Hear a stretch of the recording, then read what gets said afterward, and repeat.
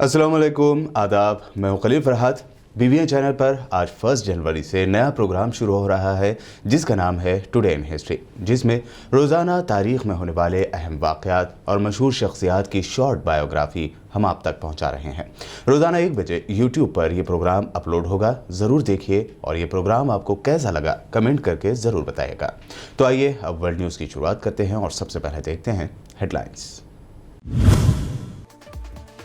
Medina Munawwara में मस्जिद नबी सल्लल्लाहु अलैहि वसल्लम की छत आज से नमाजियों के लिए खोल दी गई। नमाजियों की बढ़ती तादाद और सोशल डिस्टेंसिंग के पेश नज़र लिया गया फैसला।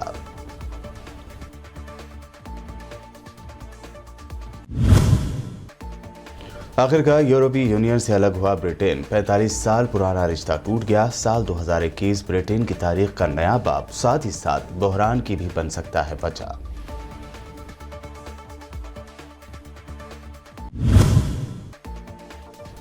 WHO ने फाइजर और बायोटेक कंपनियों के कोरोना वैक्सीन को इमरजेंसी यूज के लिए दी मंजूरी। पहली मर्तबा WHO ने किसी कंपनी की वैक्सीन को दी है इजाजत।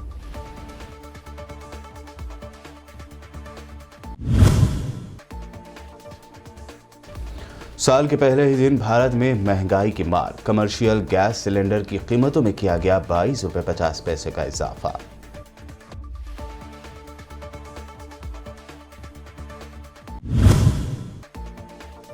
नए साल पर 6 स्टेट्स को पीएम मोदी ने दिया सस्ते घर का तोहफा। 4.25 लाख रुपए में मिलेगा घर, 1 साल में कंप्लीट होगा कंस्ट्रक्शन।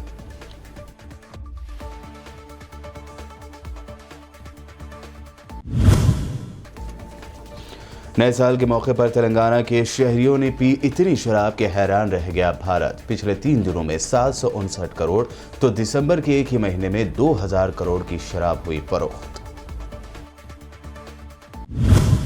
और पेश है खबरों की तफसील। मदीना मुनव्वरा में मस्जिद नबी सल्लल्लाहु अलैहि वसल्लम की छत यानी रूफ आज से नमाजियों के लिए खोल दी गई है। अरब मीडिया के मुताबिक अब नमाज फजर, मगरिब और इशा की नमाजें मस्जिद नबी सल्लल्लाहु अलैहि वसल्लम की छत पर भी अदा की जा सकेंगी। मीडिया रिपोर्ट्स के मुताबिक मस्जिद की छत नमाजियों की बढ़ती तादाद और फासला बरकरार रखने के पेश नज़र खोली गई है।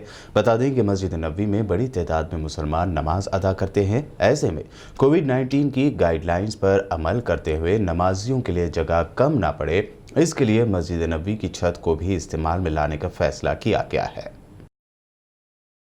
ब्रेग्जिट के लिए मुसलसल 4.5 साल जारी रहने वाली कोशिशों के बाद आखिरकार ब्रिटेन ने यूरोपीय यूनियन के साथ करीब 45 सालों से ज़्यादा अरसे तक जारी रहने वाले ताल्लुकात बाज़ाब्ता तौर पर ख़त्म कर दिए हैं। आज के बाद ब्रिटेन यूरोपीय यूनियन का हिस्सा नहीं रहेगा। साल 2021 ब्रिटेन की तारीख का एक नया बाब होने के साथ साथ एक नए बहरान का बाज़ भी बन सकता है। जुमेरात और जुमा की दरमियानी रात ब्रिटेन के मियारी वक्त के मुताबिक रात 11 बजे मुत्तफ़िक़ा तौर पर ब्रिटेन ने यूरोपीय यूनियन से अलहदगी अख्तियार की। इस तरह 47 साल का ये सफ़र अपने इख्तिताम को पहुँच गया। ईरानी सदर हसन रूहानी ने अमेरिका के सबकदोश होने वाले सदर डोनाल्ड ट्रंप को इराक के साबिक़ सदर सद्दाम हुसैन जैसा करार दिया। साथ ही उन्होंने ईरानी निज़ाम के इस अज़म को दोहराया कि मक़तूल commander major general Qasem Soleimani की हलाकत का बदला लिया जाएगा।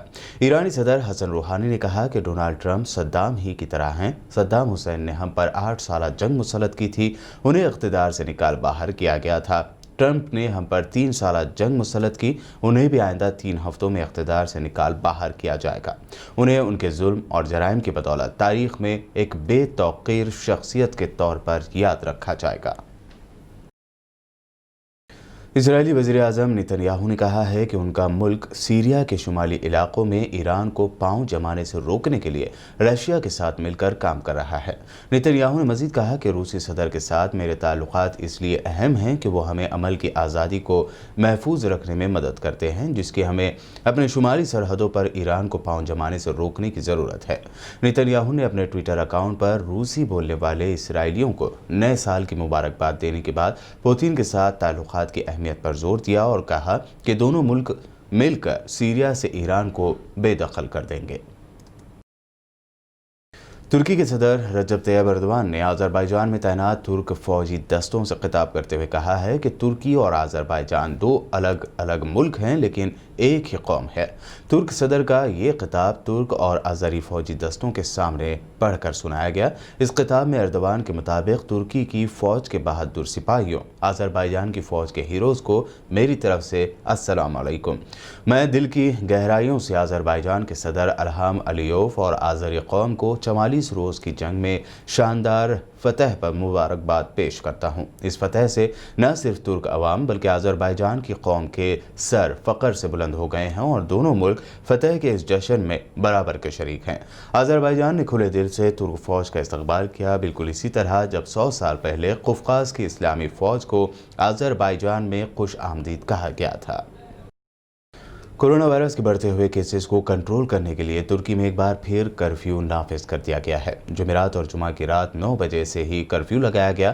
ترکی نے ہفتے کے 4 روز کے لیے کرفیو نافذ کرنے کا فیصلہ لیا ہے۔ کرفیو کا نفاذ غیر ملکی ٹورسٹ پر بھی ہوگا۔ 4 دن کے اس کرفیو میں لوگوں کے گھروں سے باہر نکلنے پر پابندی ہوگی۔ ہر شہر کی مخصوص سڑکوں اور چوراہوں پر آنے جانے کی اجازت نہیں ہوگی۔ کرفیو کے دوران ہوٹلوں میں نئے سال کی تقریبات پر پابندی رہی۔ عوام سے کہا گیا کہ وہ اپنے گھروں کی قریبی مساجد میں نماز جمعہ ادا کریں۔ ملک بھر کے 8300 مقامات پر سیکورٹی فورسز کو تعینات کر دیا گیا ہے۔ ساحل سمندر پر بھی کسی کو جانے کی اجازت نہیں دی گئی۔ ورلڈ ہیلتھ آرگنائزیشن یعنی WHO نے فائزر اور بائیوٹیک کمپنیوں کے ذریعے تیار کردہ عالمی وبا کورونا وائرس کی ویکسین کو ایمرجنسی یوز کے لیے منظوری دے دی ہے۔ WHO نے کورونا وبا کی شروعات کے بعد پہلی بار اس ویکسین کی منظوری دی ہے۔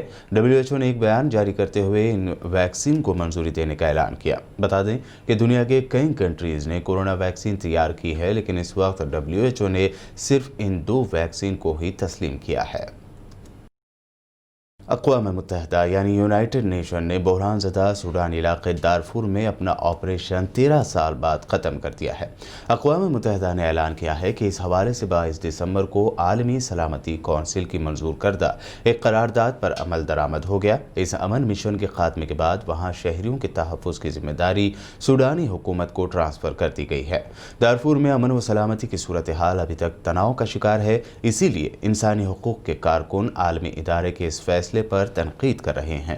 دارفور میں مختلف اوقات میں عالمی ادارے کے 16,000 امن فوجی تعینات رہے۔ امکان ہے کہ سوڈان سے امن فوج کے دستوں کی واپسی 30 جون تک مکمل ہو جائے گی۔ ورلڈ نیوز میں وقت ہوا ہے ایک شارٹ بریک کا، جلد لوٹیں گے۔